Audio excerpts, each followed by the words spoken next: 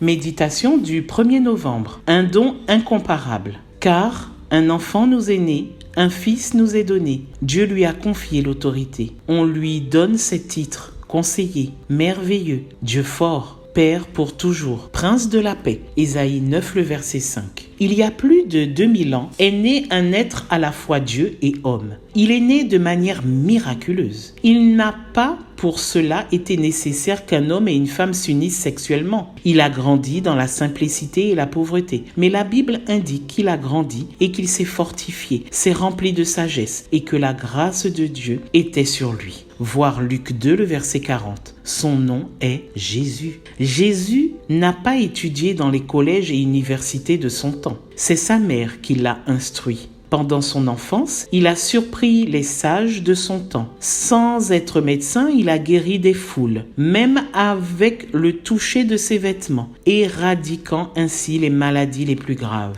Il a défié les lois de la nature en marchant sur les eaux. Bien qu'il n'ait jamais écrit de livre, sa vie en a inspiré un nombre incalculable. Il n'a jamais composé de chants, mais les plus grandes compositions musicales lui ont dédié des hymnes les plus sublimes. Jamais il n'a tenu d'armes, mais a pourtant, aujourd'hui, dans le monde entier, une grande armée prête à donner sa vie pour lui. Tous les 7 jours, elle cesse ses travaux et va à l'église pour l'adorer. Hérode a échoué dans sa tentative de le tuer. Satan a essayé de le faire pécher, mais sans succès. La mort n'a pu l'arrêter. Sa tombe est vide et cela le distingue des prophètes et des grands hommes. Il est au ciel aujourd'hui et intercède pour nous. Il n'a jamais étudié l'administration des entreprises ou la gestion même.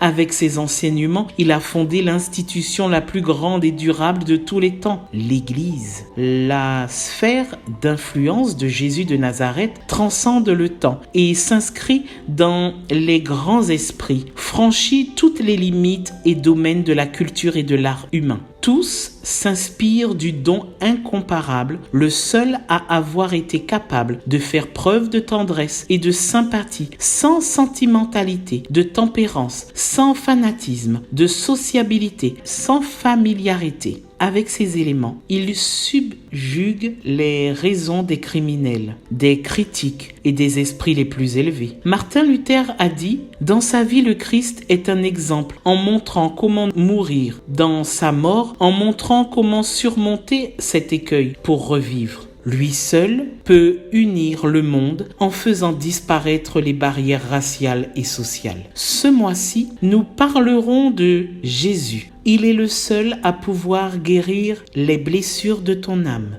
essuyer tes pleurs, répondre à tes besoins les plus profonds et à pouvoir te donner la paix et le bonheur. Excellente journée et à demain si Dieu veut.